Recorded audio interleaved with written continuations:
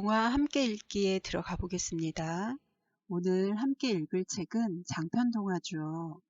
유은실 작가님의 나의 린드그렌 선생님입니다. 저는 읽기 중 과정만 보여드릴게요. 책을 읽기 전에 선생님이 먼저 읽어보시는 게 좋습니다.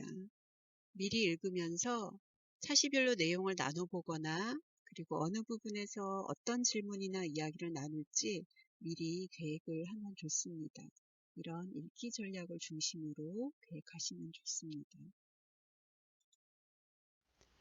읽기 전에 먼저 앞표지와 뒷표지를 살펴보며 어떤 이야기가 전개될지 예측해 보게 합니다. 그리고 작가님에 대해서도 알아보면 좋은데 이 책에는 앞표지 책날개 쪽에 정보가 있네요. 글 작가님, 유은실 작가님, 그리고 그림 작가님, 권사우 작가님 소개가 있고요. 작가님 정보는 나중에 읽기 후 과정에서 같은 작가님의 작품 더 찾아 읽기와 관련 지어서 그때 활동할 때 참고가 될 수 있습니다. 책을 넘기면 이렇게 속표지가 나오고 아스트리드 린드그렌 선생님께라는 헌사가 나옵니다. 가끔 책을 펼치면 누구누구에게 라는 헌사가 있는데요. 이 책을 쓴 의미나 가치를 더 발견할 수 있습니다. 그 다음 차례를 보면서 각각의 소제목이 뜻하는 게 무언지 그리고 어떤 식으로 이야기가 전개될지 추론해 보게 합니다. 차례는 독서단원 수업 구성에서도 매우 중요한데요. 차시별로 어느 부분까지 읽을지 계획하는 데 참고할 수 있고요. 이 책 같은 경우는 각 부분이 10쪽 내외로 구성되어 있는데요.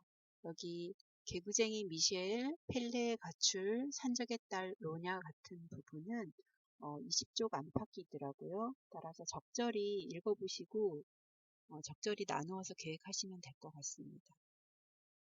한 학기 한 권 읽기는 수업 시간 중에 읽는 걸 바탕으로 하고 있기 때문에 독후 활동이 아닌 실제 책 읽는 과정을 경험하는 게 매우 중요합니다. 혼자 읽게 하는 것보다 직접 교사가 읽어주면서 천천히 함께 읽어나가면 낱말의 뜻이나 문맥의 의미 그리고 글의 흐름을 아이들이 더 쉽게 이해할 수 있습니다. 글을 읽고 의미를 파악하는 데에 좀 어려움이 있는 아이들을 위해서도 좋은 방법입니다. 그리고 때로는 정해진 몇 문단을 혼자 읽게 하거나 서로 주고받으며 읽게 하기도 하는데요. 물론 각자 읽은 후에는 읽은 부분을 주요 내용을 꼭 정리해 보게 합니다. 네. 자, 이제 본문을 읽어 드릴게요. 본 연수자료에 올린 본문 사진들은 출판사의 허락을 받아 게시하였습니다.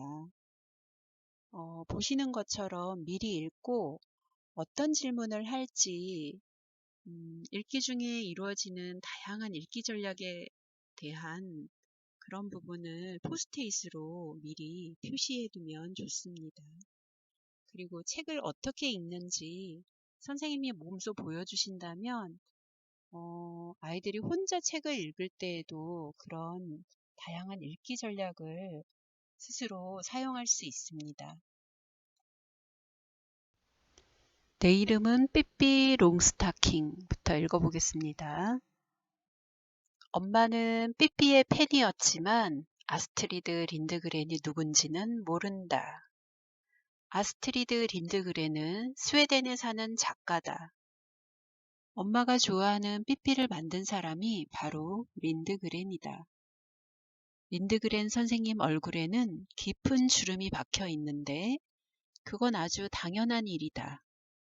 올해 95살이 된 할머니이기 때문이다. 나는 린드그렌 선생님 책을 7권 가지고 있다. 모두 10번 넘게 읽었고 요즘도 잠자기 전에 조금씩 읽는다. 머릿속에는 린드그렌 선생님의 이야기를 늘 넣고 다닌다. 린드그렌 선생님이 없는 내 생활은 상상할 수도 없다. 자, 여기까지 읽고요. 우선은 첫 부분이기 때문에 이 이야기에 나오는 인물을 한번 살펴보는 게 중요합니다. 그래서 아이들에게 인물 관계도를 그려보게 한다든가 등장인물을 나열해보게 한다든가 등장인물 간의 관계를 이야기해보게 한다든가 이런 활동을 하면 좋을 것 같습니다. 그리고 제가 좀 많이 천천히 읽는 편인데요. 아이들에게 읽어줄 때도 될 수 있으면 천천히 읽어주고 있고 중간중간에 멈춰서 내용을 다시 생각해 보게 하거나 아이들이 좀 이해하지 못할 것 같다 하는 부분은 다시 반복해서 읽어주기도 합니다. 그리고 관련된 내용이 나왔을 때 앞에 한 번 더 언급을 해야 되는 그런 내용이 있을 때에는 다시 되돌아가서 읽어주기도 합니다. 나는 2001년 4월, 그러니까 지난 봄에 린드그렌 선생님을 알게 되었다. 엄마 덕분이었다. 엄마는 린드그렌을 모르는데 나는 엄마 덕에 린드그렌 선생님을 만났다. 앞뒤가 안 맞는 얘기 같지만 사실이다. 엄마는 내가 어렸을 때부터 삐삐 얘기를 해주었다. 엄마의 삐삐는 영화 주인공이었다. 빨간 머리에 주근깨 투성이 삐삐는 한 손으로 어른을 번쩍 들어 올린다고 했다. 삐삐 가방에는 금화가 가득했어. 어른보다 말도 잘했고 못된 어른을 혼내주고 불쌍한 아이도 구해줬지. 엄마는 그런 삐삐처럼 되고 싶었어? 한 번은 내가 그렇게 물었다. 엄마는 내 눈을 가만히 들여다보았다. 그러고는 고개를 저었다. 아니, 삐삐네 옆집에 사는 아니카가 되고 싶었지. 왜? 삐삐 같은 친구가 있으니까. 아니카는 힘도 없고 돈도 없잖아.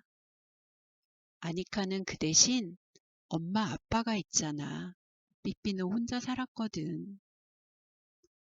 자, 아이들이 삐삐에 대해서 궁금해 할 수도 있고요. 이미 알고 있는 아이들도 있더라고요. 그래서 삐삐 영상을 이때 잠깐 보여주는 것도 괜찮습니다. 네. 삐삐도 아빠랑 안 살았어? 엄마는 아무 말도 하지 않았다. 그러고는 화장실로 들어가 버렸다. 조금 있다가 변기 물 내리는 소리가 났다. 연달아 세면대에 물 트는 소리도 났다. 엄마는 아빠 얘기만 나오면 화장실에 들어가 소변을 보는 척한다.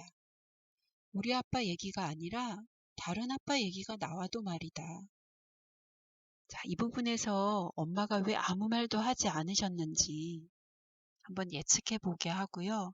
그리고 이때 엄마는 어떤 마음일지 한번 이야기해 보게 하면 좋습니다. 아이들에게 많이 하는 질문 중에 하나가 그 인물의 감정을 파악하는 질문이거든요. 그런 질문들이 전체적인 이야기에서 인물의 감정이 어떻게 변하는지 파악하는 데 도움이 되더라고요. 네. 나도 모르게 휴 하고 한숨이 나왔다. 나는 그럭저럭 아빠 없는 생활을 잘하고 있다. 문제는 엄마다. 엄마는 아빠 없는 나를 보는 게 힘든 모양이다. 그래서 나한테 거짓말을 한다. 아빠는 네가 5살 때 미국으로 공부하러 갔단다? 하고 말이다. 난 거짓말인 줄 알면서도 믿는 척한다. 속아주는 게 엄마한테 좋을 것 같기 때문이다. 자, 이 부분에서 이 나라는 아이는 진심일까요? 이렇게도 한번 물어보기도 하죠. 네. 아빠는 내가 5살 때 이 세상을 떠났다. 어느 날 갑자기 아빠가 사라지고 커다란 아빠 사진이 텔레비전 위에 올라가 있었다. 이 어린 걸 두고 어떻게 저 세상으로 갔니? 할머니는 내가 잠든 줄 알고 그런 말도 했다. 하지만 나는 할머니가 머리카락을 만지는 바람에 깨어나 있었다. 나는 초등학교에 들어가서 저 세상이 미국이 아니라 죽어서 가는 곳이라는 걸 알게 되었다. 언제 어떻게 알게 됐는지는 잘 모르겠다. 죽은 사람들이 사는 곳을 저 세상이라고 부른다는 걸 나는 어느샌가 알고 있었다. 삐삐가 아빠랑 살지 않았다는 말이 나온 다음부터 엄마는